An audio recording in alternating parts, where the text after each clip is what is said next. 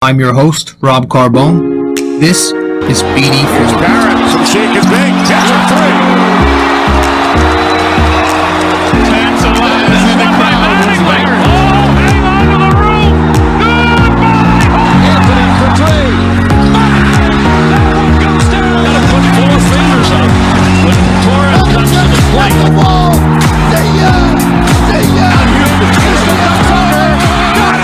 No, man, I was thinking, because what was it, last week, maybe a week and a half ago, where NASA, sent a couple guys up to Mars, and they posted some photos,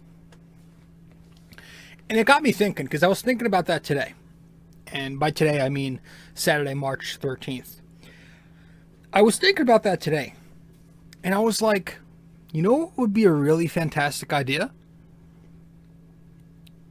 If NASA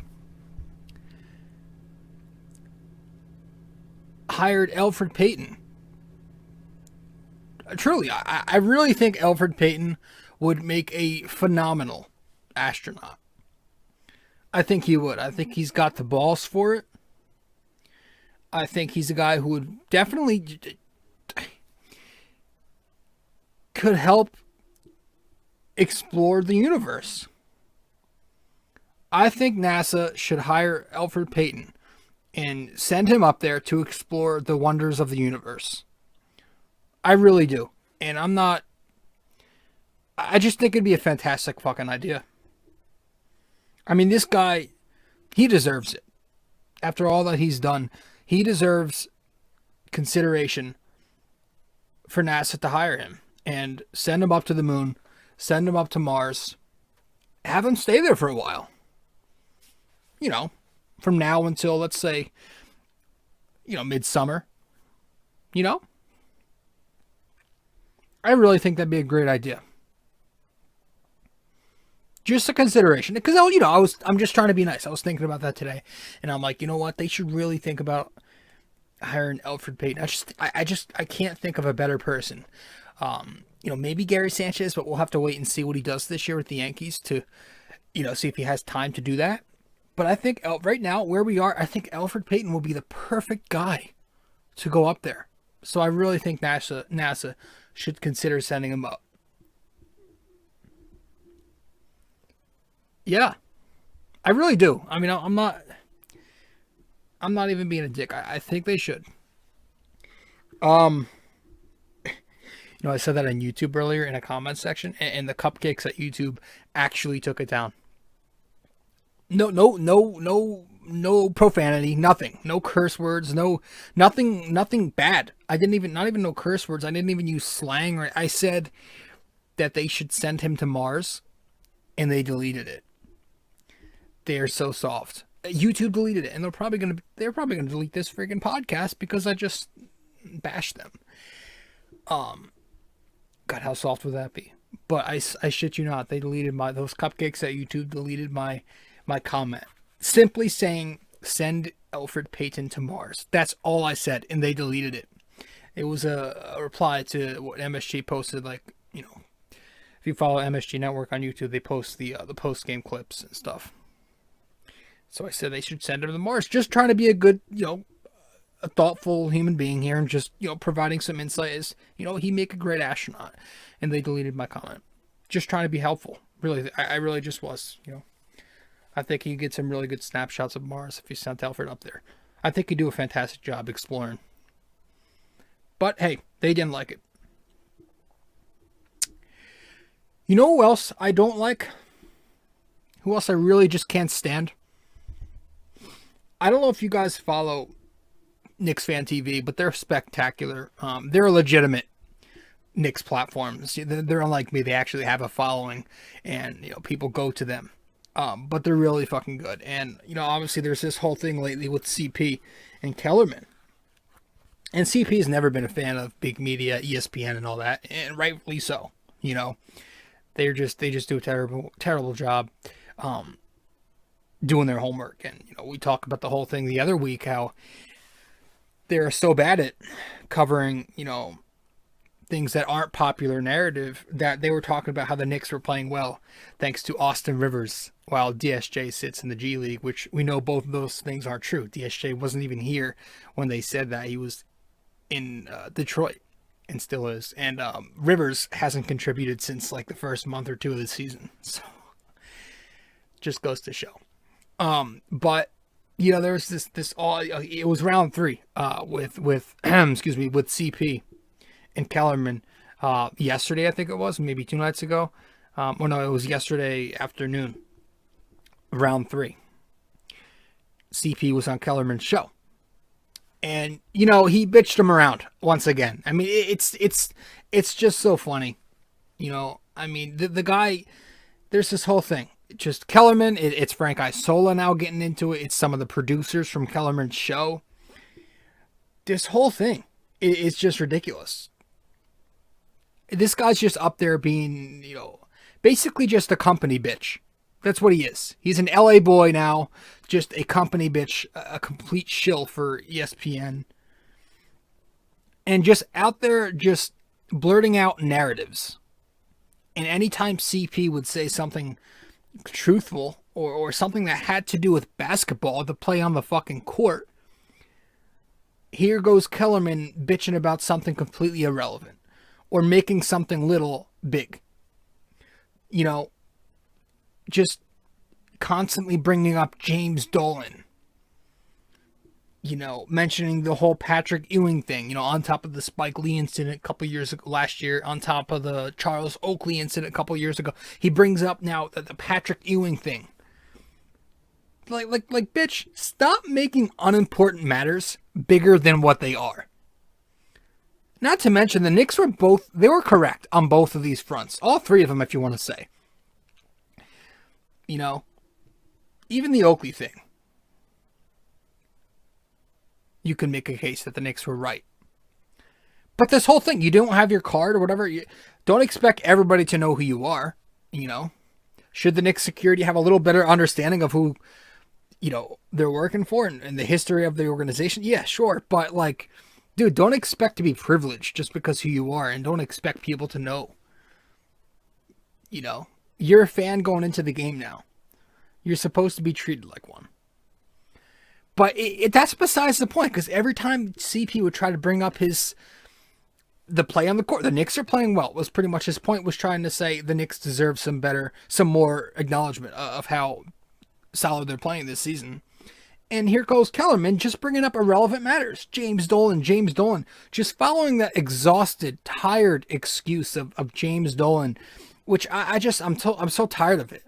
Like, the Knicks can be good. You don't have to continue using this James Dolan narrative now. They can be good on the court and still have Dolan. You can be a Knicks fan and not love Dolan. Like, can you at least admit? Like, it's gotten so far to where, like, people were saying the Knicks will never be decent until Dolan leaves. I was never on board with that. I'm not a Dolan guy. Who is a Dolan guy? But to say that the Knicks can't be good with him at leadership is blasphemy. You know, we haven't even heard about the guy this year. You know, he's busy doing whatever the fuck he's focusing on his band. And the Knicks are playing good because that has nothing to do with the product on the court. Now, would we like for him to be out of here? Of course, it would probably help draw some more free agents. But the way if you watch these 3 interviews, I wouldn't even call them interviews because basically it's just CP trying to bring reason and Kellerman out here just spewing, you know, bullshit like an angry little kid on Twitter. It's just ridiculous. The shit we were hearing, the shit I heard, it's continuing to follow that narrative of Knicks for clicks and, you know, Knicks bad, Knicks fans delusional. Those stupid narratives that are just tired. And like, we're finally a decent team.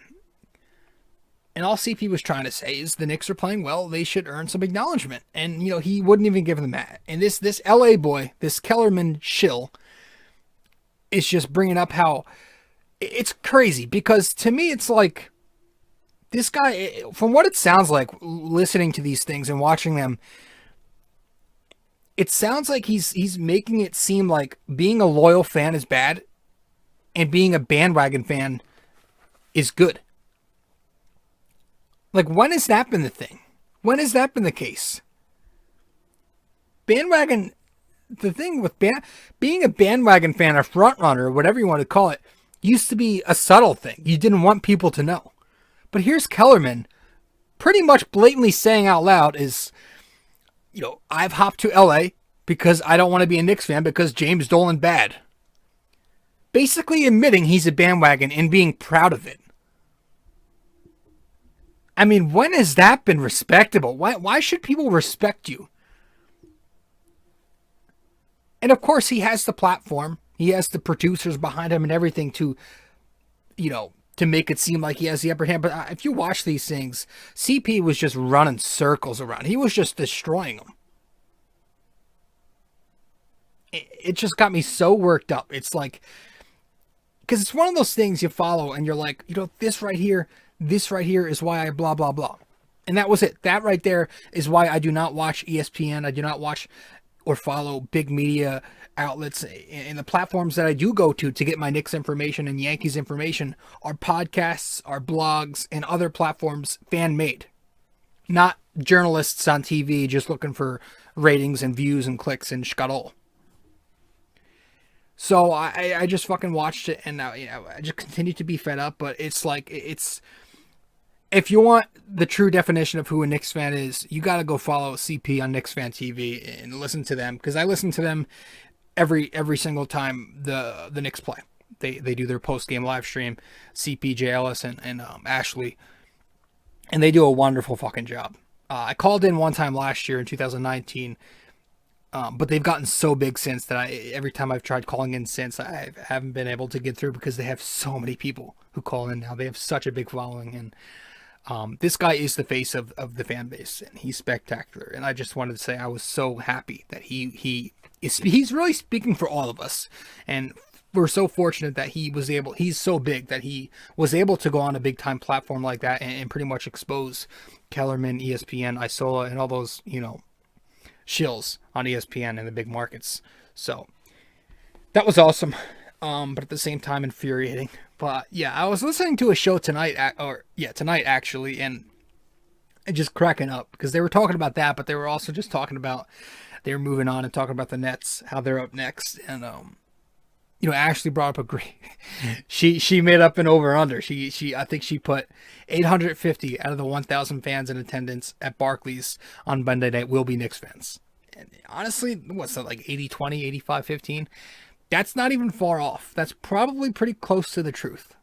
And I just thought that was pretty fucking hilarious.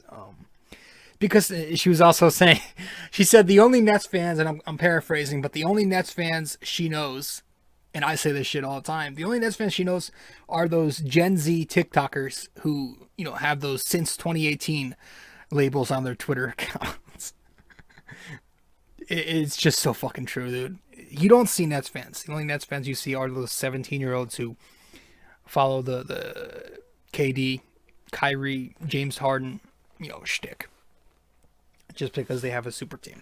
So it just goes to show who's the legit team here in New York. And I don't mean to bring this up because it's a tired, thing that's been going on forever. But like, come on, let's. There are no such thing as Nets fans. I know maybe 3 Nets fans, and I don't even think they follow the Nets anymore. That's how, with KD, Kyrie, and James Harden, and now Blake Griffin, that's how unimportant they are to people, because everybody knows it's all about the Knicks, win or lose in New York, and it's always been that way, and that's why New York City is so wild when the Knicks are winning. And there was that video, we were talking about here on the show, maybe in episode 218, before All-Star break, where fucking the Knicks were over 500 for the first time in a while, this deep into the season. It was after the win.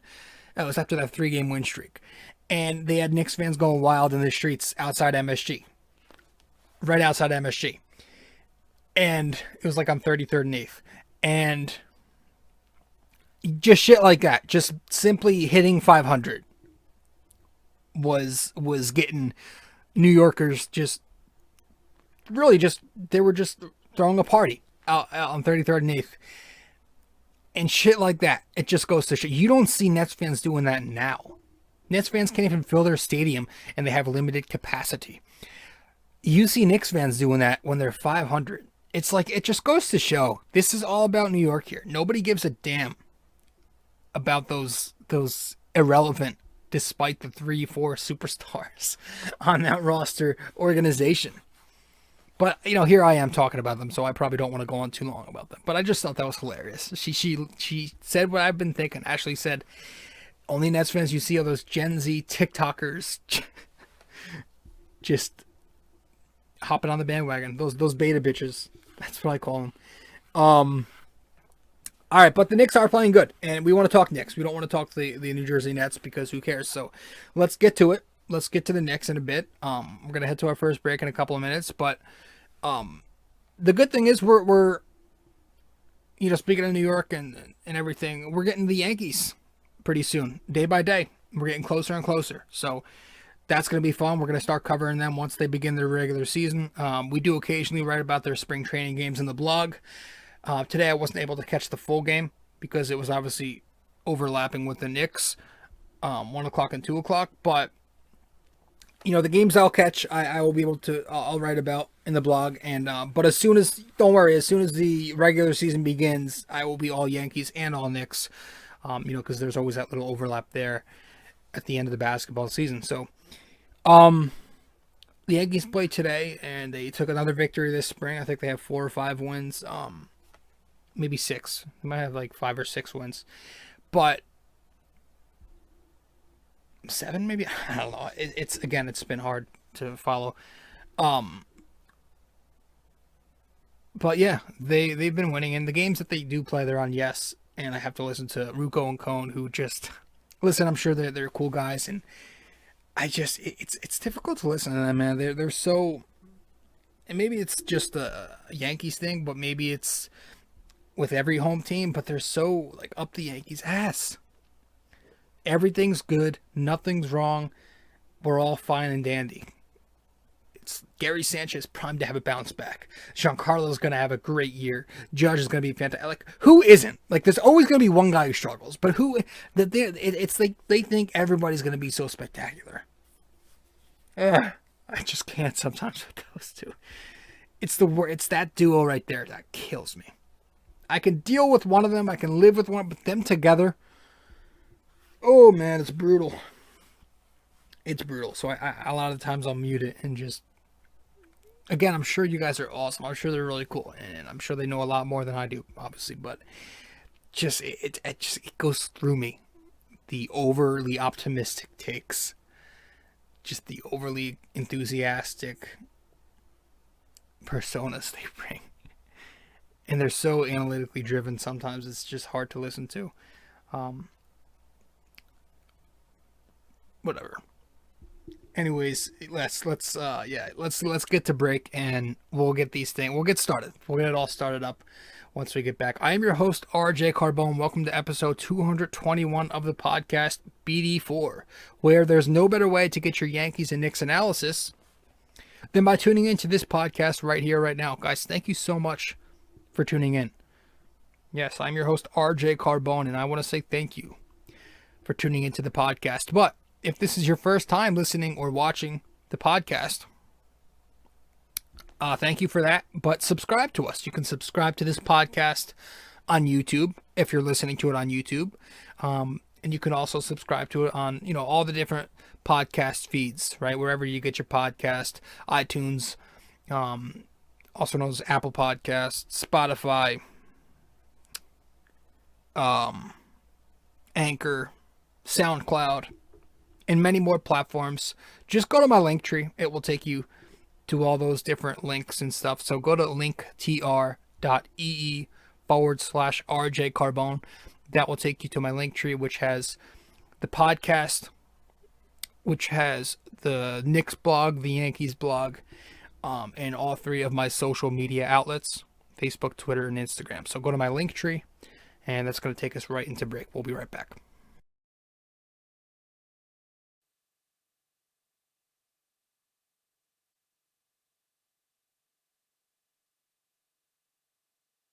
Hey fellas, so really quick before we get back into the show, I do want to remind you that if you haven't yet subscribed to this podcast or subscribed to my blog or followed me on social media even, you can do all that by going to my link tree.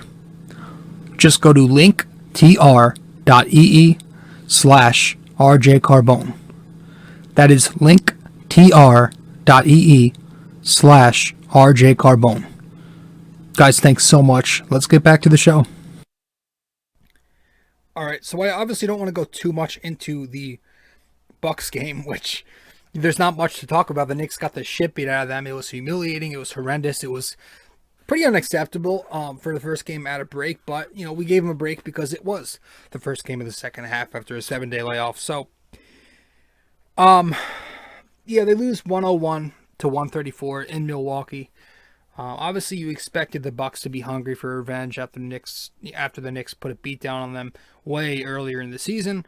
But they're a different team now. They've kind of found their rhythm a little bit, and they did what you expected them to do to a team way worse than them. Mediocre offense for the Knicks, just 42, 35, 67 percentages across the board. Got killed in the paint, minus 11 on the defensive glass.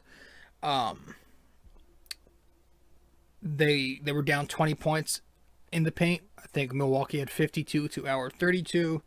We were also killed on the arc. The Knicks let up 47% on three, and that was like the Bucks hitting 18 out of 38, maybe 19.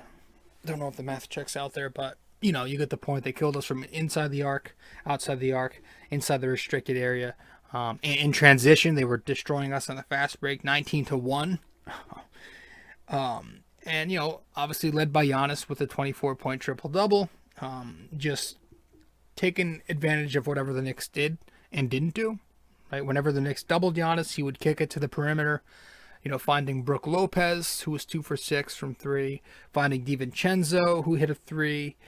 Forbes, who was 7 for 7 from 3-point distance. Augustine, he kicked it to him a couple times. He was 3 for 3 from outside.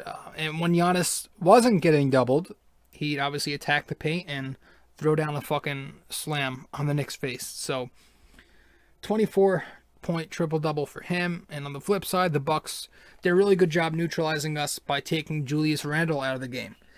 Completely neutralizing the Knicks offense, and Randle just didn't have it. Just 7 points on 3 for 12 shooting, 5 turnovers. He was kind of forced to be a creator that night, and he had 6 assists. But the jumper was off, and he just couldn't bully his way into the paint because of the rim protection that the Bucks brought. Peyton, another selfish performance from him, looking for his zone, which he does way too often. 10 points, 28% from the floor, 25 from 3. Took 14 shots in 24 minutes. Took 4 threes. What are you doing, dude? We'll get to him later. What else do I have written down here? By far the worst loss of the season. Again, just a horrific performance. RJ and Burks, maybe the only bright spots. Burks in that first half, he ended up finishing 17 points, 8 assists. RJ, 22 points, 9 for 15. The midi looked good. He looked great. IQ had 15 points, but didn't really play well on either end. I thought the first indicator of trouble in Milwaukee, RJ Barrett gets into early foul trouble, after his strong start. And, during this, the Bucks go on a 14-0 run in that first quarter. So I thought the Knicks would there's a point I thought they would salvage that. Frank grabbed the defensive board, went coast to coast, drew a foul, but he ended up missing 2 free throws, and I thought, again, that was kind of the indicator of things to come. So we enter the second quarter down 5 points. Burks kind of gets hot at the top of the second, brings the Knicks close. But then the Bucks just step on the pedal, play some defense, and they get hot. Like I said, in transition, they start killing the Knicks in the fast-paced full-court game. And from pretty much from there, the Knicks just get ran out of the gym. Again, I don't want to go too deep into this one because who really cares? And that was that. A 33-point blowout, just ugly. Put it aside and completely screwed up my parlay there. But luckily, we bounced back tonight, both on the bet slip and in the win category for the Knicks. yeah, they take down OKC. But as far as this Bucks game, it was just ugly. Again, RJ Barrett led in points with 22. You've had Julius Randle leading the rebounding lately, and he did it again there with 8. Didn't score, but he had 8 rebounds to lead the Knicks. When 8 boards leads your team, you've got issues. Alec Burks had 6 assists to lead there. Taj with the 2 steals, and then he and Noel also leading in blocks with 2. So that was the game against the Bucks. Again, we don't want to talk about it because it's just whatever. There's not much to pick apart when you get blown out by that much. So we get to the second game after the break, and here's a good bounce back. The Knicks taking down a team that they absolutely needed to take down, right? The Knicks obviously still without D Rose, still without Mitchell Robinson. Quickley was questionable heading into it, but he ended up playing, and they end up taking down OKC, who also were without some key players. Shai Gilgeous-Alexander. Who else was it? A couple other guys who I don't... George Hill and maybe a few others. But, still, Knicks had to take this game, and they did. They picked up a big-time victory, 119-97. And... Knicks much better offensively. They shoot 48, 40, 77 across the board. They win the offensive glass 12-5. They win the assist to turnover game, 23 assists versus 11 turnovers. Very efficient there. They have 12 steals versus 3 steals. So very active defensively for them in the passing lanes, active at the rim. And they had it going offensively, right? RJ and Julius carrying the way, along with a good performance from the bench. So it didn't start great, though. It really didn't. It started very ugly. It really pissed me off the way they started this game. Knicks just off to a bad start. The Thunder just killing the Knicks inside the paint. Knicks had no rim protection to start this one out. OKC ends up scoring over 30 in the first quarter, up 9, 70% from the floor. It was bad. But the second quarter comes and the Knicks kind of start finding it. Slowly but surely, they progress as this game goes on. And, Frank comes into the game. Frank checks out of the game. He has 2, picks up 2 early fouls. But IQ checks into the game. And he starts hitting threes, throwing up some floaters. And he had it going. He had the floaters back, bringing the floater back. And he took advantage of a very flawed OKC defense who... They can go under the screen all they want on Immanuel Quickley. He will take advantage of that, and he did. So the Knicks end up getting a lead at halftime thanks to Quickley.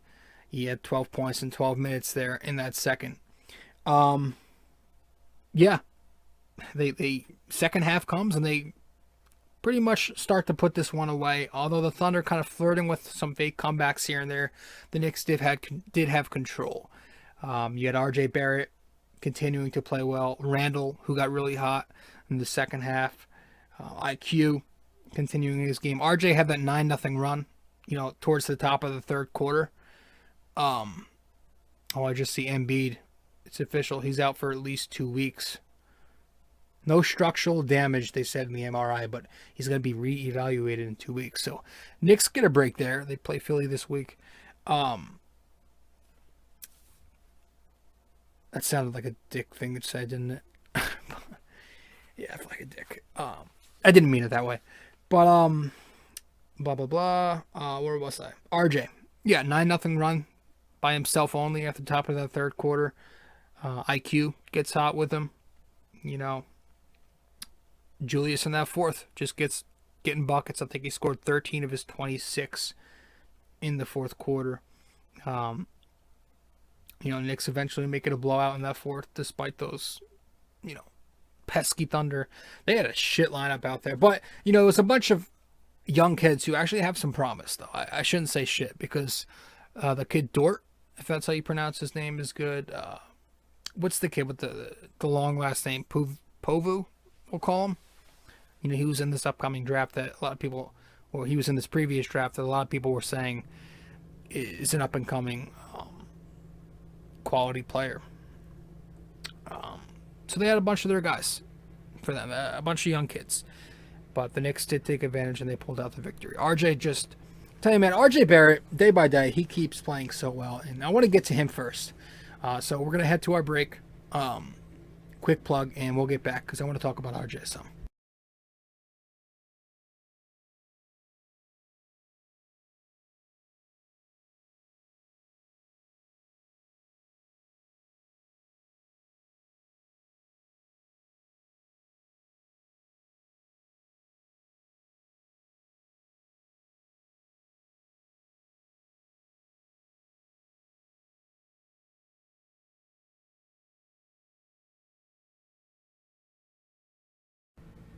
All right, so before we get to back to the show, I just want to check my app here because I have a quick parlay on this Bucks game.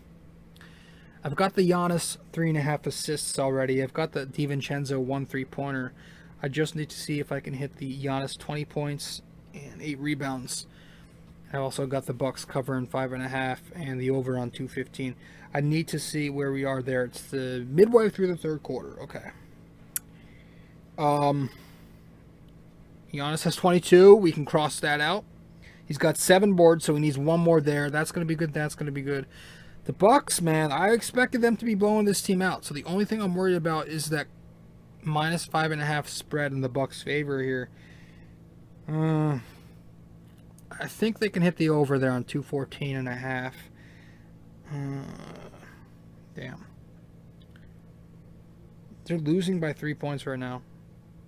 Do they even I don't even think the Wizards have Beal playing. There's no Bradley Beal. How are they losing this game? They're letting freaking Hachimura go off. Danny Avdia, forgot about him. Westbrook's got 23. He's actually shooting 50%. Damn. Well, hopefully they win by 5 or 6. RJ Barrett's been so good, man. And what do you know? Here he is, just continuing to play really strong basketball. The night after scoring 22 points on 50% shooting, 60% shooting, he goes for a career high, his first 30-point outing of his career, 32. A 32-piece performance tonight from RJ Barrett. 12 for 21 from the floor, 3 for 6 from the arc. Now he's averaging 17 points, 6 boards, and 3 assists on the season. But more importantly, I'm impressed with the efficiency across the board now. It's up to respectability. He's 45% on his field goals. He's now 36% on his 3-point shots. And the free throw percentage is hovering just under 75%. I think it's 72 if I'm to be exact. Which I would like for that to go up over 75. It's it's more of a nitpick, but he's been so good, dude. He's been so good. And you just see how mentally tough this kid is. That's the one thing I know. Like, he is, even when he struggles, you see this guy is just determined to succeed. And he is so mentally tough. He's so stable up there in his mind. He's never, the confidence, it always feels like even when he loses a little bit of confidence, that he's at least still confident enough to continue taking those shots and not be afraid. And we've seen that confidence just glisten over these last couple weeks, months even, with RJ Barrett just playing spectacular basketball. Such a hard worker. Doesn't let the noise get to him. There were idiots on Twitter calling for this guy to go to the G League. There were some people calling him a bust just because he was struggling earlier in the year.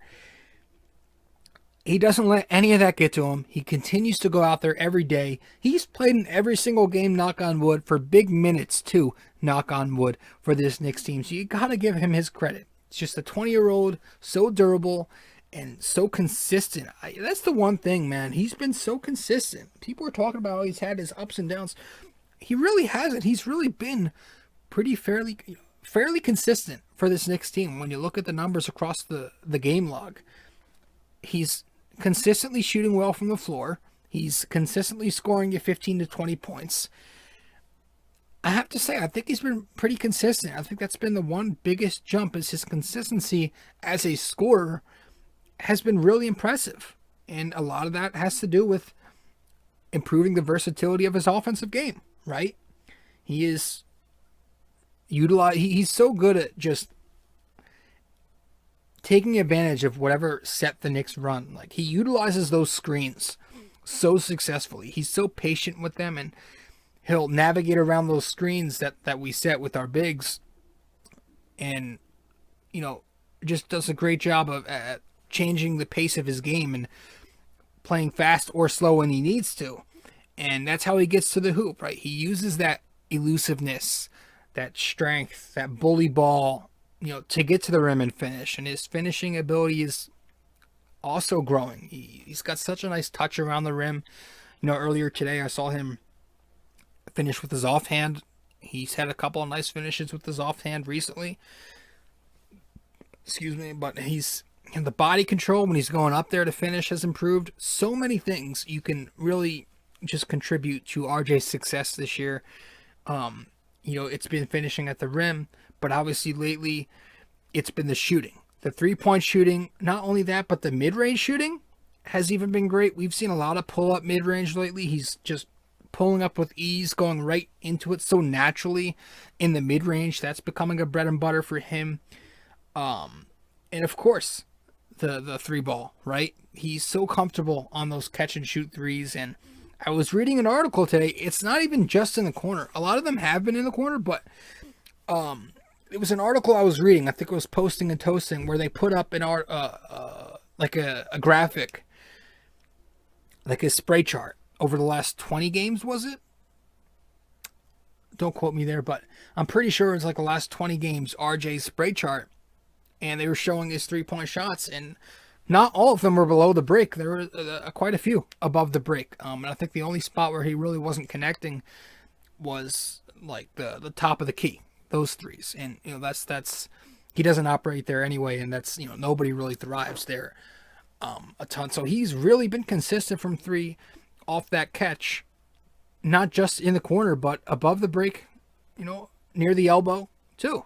The wing three, the corner three, the elbow threes, they've all been falling. So you really have to just when he has that jumper going, it's so big, right? It's so big. It opens up so much for RJ when he's shooting the J consistently. The better he gets at it, the closer he's going to get to becoming that 20-point scorer on a nightly basis. He's I think last 27 games, he's just under 50% from long distance. So that's a pretty long span. That's a pretty fucking long span. And if you go farther back to after the first 6 games of the year, right, that was during his fucking 0 for 21 3-point stretch, he's 40%. So pretty much the entire season, almost the entire season, he's 40%. Guy's been balling. He's really shooting the 3-point percentage well, and he's finally got the overall 3-point clip back to respectability to where people really can't knock him for that anymore. And knock on wood, because it can always go back down. But right now he's looking so strong. Again, not even just the 3-point, but that mid-range too, which I think is more important at the moment.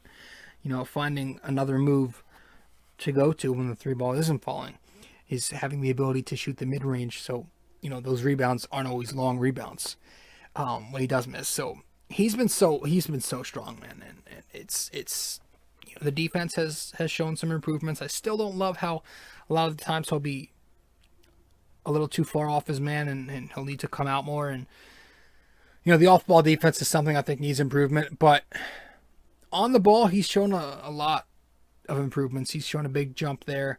The rebounding, of course, has been strong for a wing. His playmaking is good. I want to see him more in a playmaking role, and we're starting to see.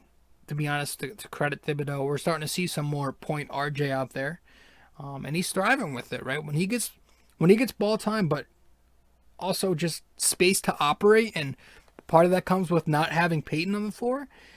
He's going to get more assists because I feel like he should have a lot more than 2.9 assists per game. Earlier in the year he was hovering around 4 or 5 for a week or two. I think he can eventually get to that level if you surround him with actual consistent floor spacers, right? Outside of Randle, who mostly operates in the triple threat anyway, near the top of the key and on the elbow, you don't have a consistent 3-point shooter. You know, you have Noel and Tosh, who obviously are just going to hover around the restricted area in rim run. You've got Bullock and Burks, though, who are supposed to be these floor spacers. And, you know, the percentages may say they do, but if you watch them on a consistent basis, they're extremely inconsistent, where they're only on every fifth day, which they have a breakout performance to pad that percentage.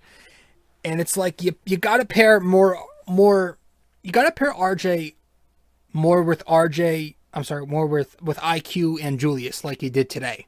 We saw a ton of that tonight, or this afternoon rather. And I think that's something I really want Tom Thibodeau to stress more, especially once we start playing this elite competition that we have coming up, right? We've got the Nets, the Sixers, and we've got a whole lot of good teams coming up on the slate here in the second half. So that you want to see. And, you know, just the way he plays with those two other guys and the way they play with him, it's spectacular. You had RJ and Randle terrible last year together as a pairing. This year, Randle with that driving kick, hitting up RJ in the corner for three, it's been automatic. And here's Randle today, 26, 12, and 12. You know, the night after scoring just 7 points, or the game after scoring just 7 points, he goes out there and has one of his better games of the year. And I don't want to keep beating the dead horse, but what is there to say? You know, throw this guy the fucking bag if you need to. Honestly, I don't even care at this point. He's deserved it. Obi Toppin is screwed. I gotta tell you that. He's so fun to watch. IQ was so fun to watch. 21 more points tonight. You know, 9 for 16 from the floor. 3 for 8 from three-point distance. Do the math. You know, what's that make him on 2? That's 8, 7, 6. I'm on the spot now. 6 for 8, if I'm correct, on 2-point shots. And, you know, again, he had that floater. He kind of rediscovered that floater today. You know, we've been missing that the last couple of weeks, but he brought it back today, and it was falling. It was fucking falling. So he's so fun to watch, man. He's so quick, so shifty, you know, changes directions so fluidly when he's got the ball in his hand. So smart, just a very smart player, knows how to draw those jump fouls, and just needs to play more. He got 32 minutes tonight. He got 32 minutes this afternoon, man. I loved it. But it's like, why does he have to score 21 plus points just to get those 30-minute games? It's like, can he do it more consistently, Thibodeau? But he plays so well with RJ Barrett. Just, you know, even when he's with Julius and Julius is running the offense, IQ is so capable of, he's still capable of playing that off the ball position, right? That 2 guard where he can clear the paint for RJ Barrett and Julius by spotting up, right? And having Julius run the point guard role. And, you know, on time, and in times where where RJ needs to spot up for some shots, if Julius isn't doing it, you have IQ who's able to create a little bit. And, you know, he's not a playmaker, but he has that ability to create in pick and roll scenarios and kick it out to RJ Barrett.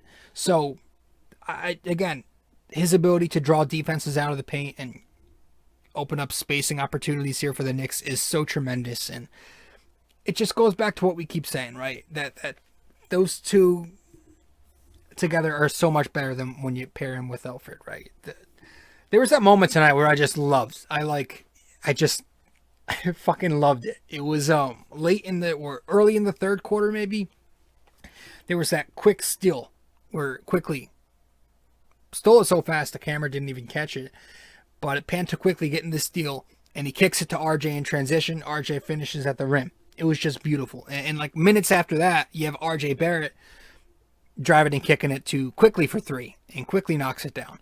Those two just play so well off each other, man. They play so well. They have a great on-court chemistry, and the Knicks have themselves a fantastic trio of those 3 guys. So you want to see those guys get minutes together. So I like that Tom Thibodeau was experimenting with those 3 as starters, you know, in that second half, because IQ came out as the starter in the third quarter. So you hope that's an indicator of things to come, but you don't know, right? You don't know. But hopefully, man, hopefully we can get Rose back soon and Mitch, but, you know, I'm not hearing great news on Mitch. I heard that he may not come back, and honestly, I'm not shocked. But hopefully Rose can get this whole protocol bullshit over with. I can't believe it's gone on this long. What he brings to the table, man, Rose, it's so big. We really need him back. And again, especially when we start playing better teams who aren't named the OKC Thunder, you're going to need Rose in that lineup. You know, I'm still for Rose as the starting point guard. I still think you do that. You give him 25 minutes and you split those minutes with Quickley and you tell Payton to go be an astronaut. You know, you could, because Rose is older. He's still injury prone, so you got to limit him. So I think 25 minutes is perfect. You let IQ finish the games because, Rose sometimes has the tendency to wear down as the game goes along, and you do it that way. And again, just getting him back into this lineup would be huge. Hopefully we have him for Monday because we're going to need him for Monday. That fast-paced play that we talk about, he needs that. He brings that. The Knicks offense is not, that's the one thing that hasn't really been improved from this year to last year, or last year to this year, is that offense. It's still pretty slow, and a big part of that is having Elfrid Payton start for you 30 minutes a night. And when Rose is out there with IQ, RJ, Randle, you get such a faster offense, man. It's so much, the tempo just picks up, and you see it. They desperately lack that fast break type of offense without him on the floor. You ain't getting it with EP. IQ's going to do his thing in the half court. But Rose having that full court athlete, the most athletic guard on this unit, it's so important. He's just an aggressive slasher, and that, being that guy another guy who's so great on that driving kick, it just opens up so much spacing on the perimeter for the Knicks. And he's a good finisher. He's a consistent mid-range shooter. The three ball's been there as a Knick. I don't expect that to continue to be as sharp as it's been, but he's always been a good mid-range shooter, and he just brings so much more weapons as an offensive player than Elfrid Payton. So I'm hoping he gets back from this bullshit protocol thing soon enough, because the Knicks they only had 6 fast break points tonight. It's the scary thing is that's not even shocking. So we need him back out there. And to win this game, just again, the Knicks winning 4 out of the 5 games when Elfrid Payton sits, that's not shocking. They're 3-0 when Elfrid Payton sits and Derrick Rose takes his spot. And also in all 5 of these games, I went back and checked. In all 5 of these games, they're over 40% from 3-point distance without Elfrid Payton on the floor. And that's not just to say Elfrid Payton's jump shot is whack, but again, it's Elfrid Payton being on the floor, shrinking the floor. That also harms the Knicks' percentages in multiple ways there. So, by the way, did you guys see the fucking New York Post? This was before the first half of the season, before the second half of the season. Midway through a report card. They had Elfrid Payton a B+. They had him at a B+. A B+, dude? And I shit you not, I was reading the description for the explanation as to why they gave Elfrid Payton a B+. They called the guy, you can go and look it up.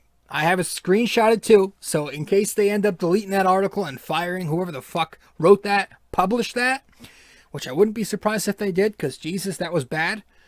I have it screenshotted where they called this guy a forever underrated steadying force who wiggles his way into the paint with craft. And you can look it up on my Twitter. I have the screenshot in my photos. I will repost it again if you want me to. They called him a forever underrated steadying force. A force! I swear to God, whoever wrote that piece was trying to troll all of Manhattan.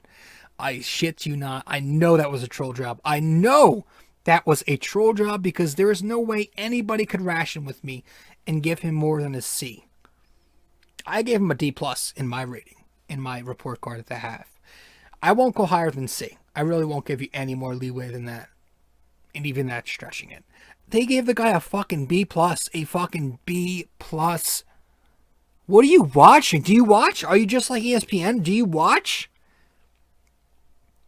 Is DSJ sitting in Westchester while Austin Rivers kills it? Is that what you think too? Fucking hell. Forever underrated steadying force. B+. Yeah. All right. Sure thing. But, yeah, man, they just need to start D-Rose. You know, like I said, 25 minutes even. Just have the other 25 go to IQ, get Payton out of this rotation, and, you know, have IQ close the games while Rose starts them. That's fine with me. You know.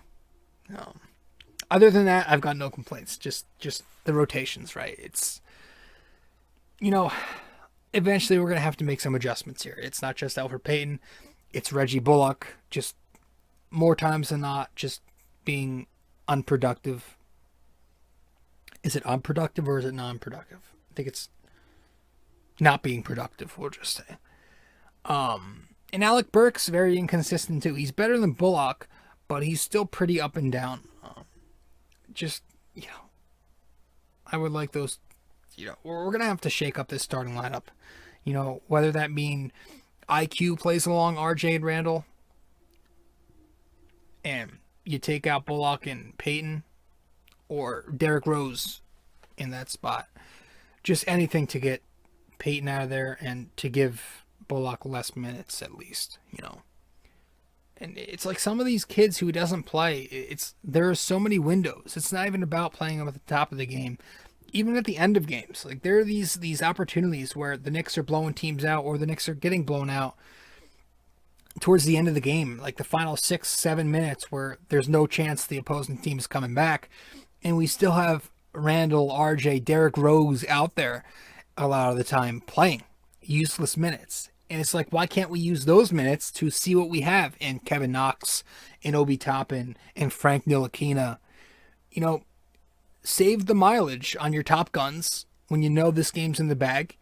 And on top of that, you get to see what you have in these young guns. I mean, Frank should play more. I know he sucked tonight. I know he's pretty pathetic offensively every other game, which is technically an improvement from where he was last couple of years. But, like, he had 2 bad fouls tonight, and he was never seen again until garbage time in this one. It's like, can we play him more than 12 minutes, whatever it was? Can we... I don't know, man. I just... You know, very rare do you see Tom Thibodeau make adjustments when it comes to taking out some vets and plugging in some of the younger kids. It's a shame that, like, Kevin Knox is no longer part of this rotation because he was really playing pretty well, you know, at the start of the season, hitting those corner threes. And he hit a corner three when he came in today. He's, I think, 40% from three-point distance still. I think he would really help this Knicks team out. This is a team who really needs some three-point shooting. We mentioned that. You know, RJ and Knox was a great pairing. You know, those two and Mitch were really good together. IQ was really helpful for Knox. He was really, his 1-2 game with Kev was really strong earlier in the year. I think he should get another shot.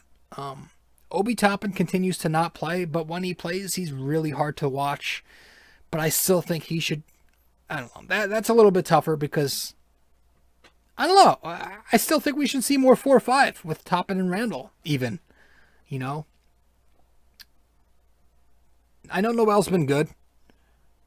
Tosh has been okay, but there are still times where there's a window there. There's a window there, right? When you're in need of some offense and you're tired of watching Noel drop passes like he's Evan Ingram at his worst, you fucking plug in Obi Toppin. You have Randle run the 4 and Obi run the small ball 5. And I just think, you know, little shit like that, just some of the rotation non-decisions by Tom Thibodeau really irks me. But other than that, I really can't complain. I really shouldn't be complaining at all. But, I mean, yeah, he's just been fantastic. It's been a fantastic season so far. And you have to give credit to Tom Thibodeau. You know, I never thought I'd be saying the Knicks are a 500 and above 500 team in the second half of a season. But fucking here we are. And we're here.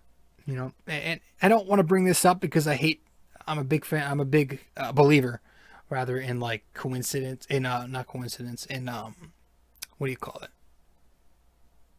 I guess jinx. There was a word I was looking for.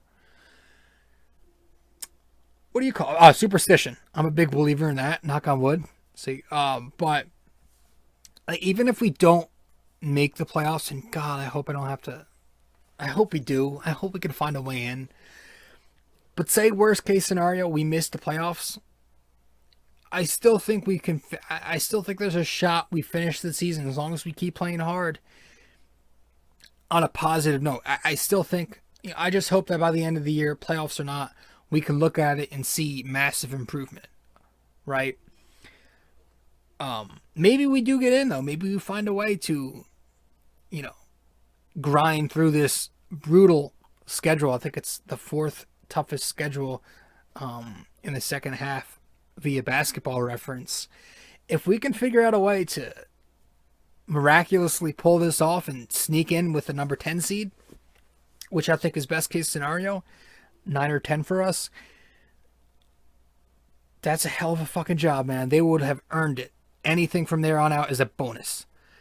But we'll see what happens, right? I don't want to play this game. I'm very superstitious.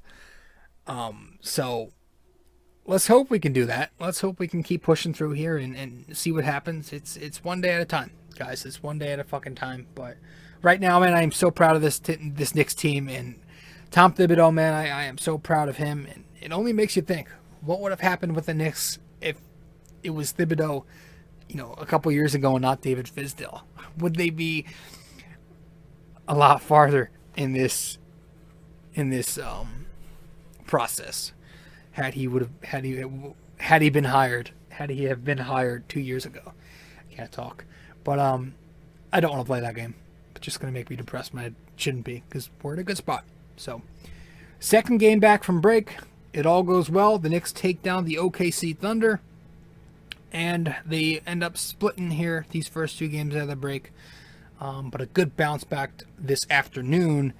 And again, RJ Barrett continues to play terrific basketball. Julius Randle continues to play at an all-star level, and they are going to need him to play at peak Randle all-star caliber level for the rest of this season, because boy, they're going to need it with this schedule, man.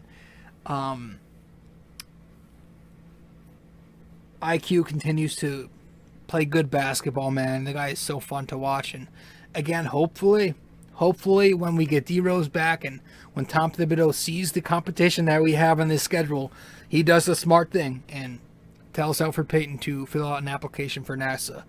And we'll see what happens from there, guys. So let's head to break, and when we get back from our final break, we'll do the NYY NYK question of the day, and we'll wrap it up from there. All right, be right back.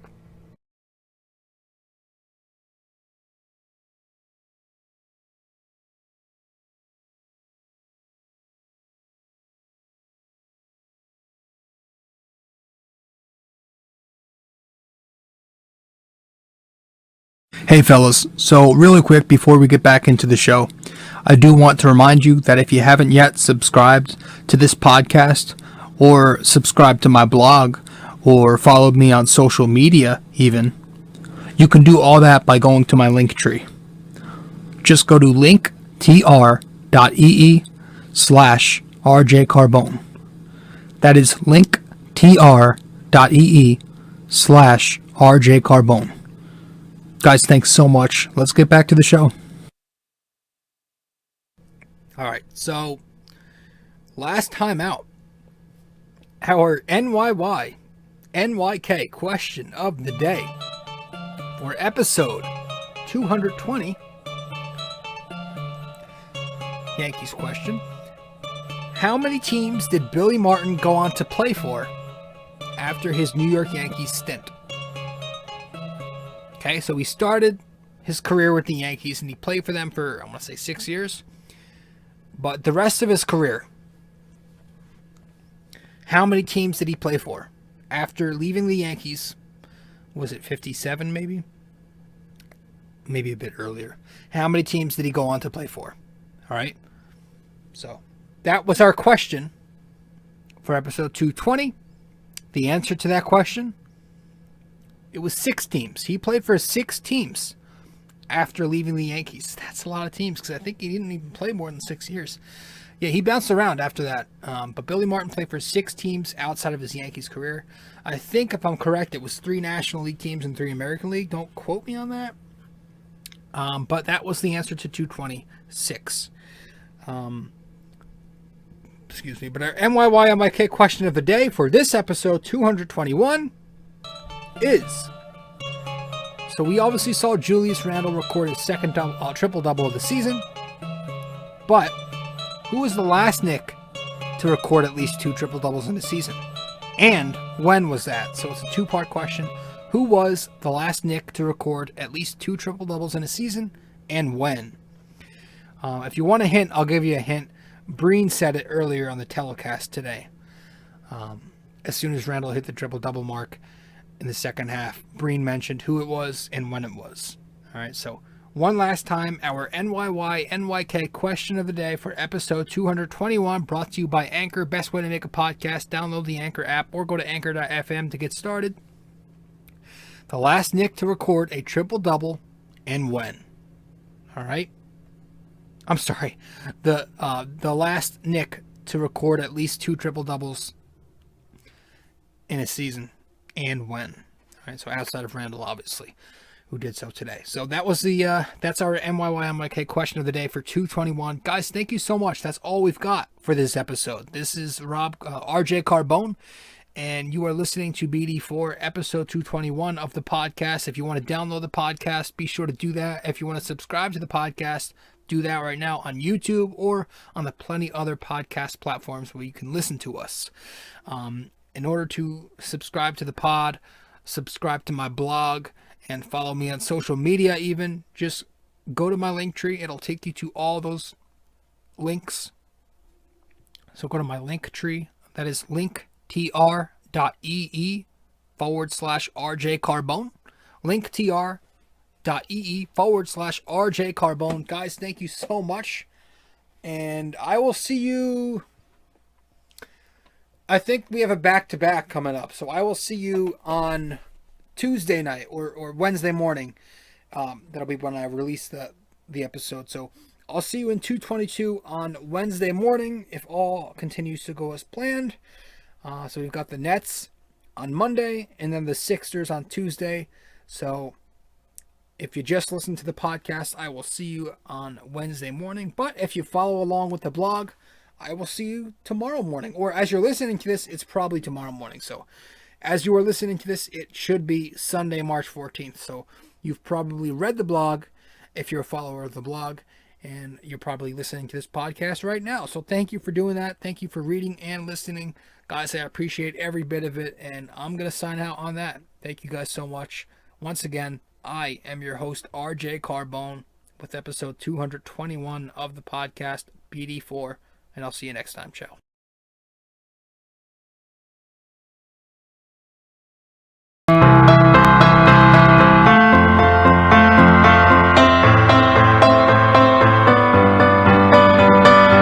This podcast is sponsored by Anchor.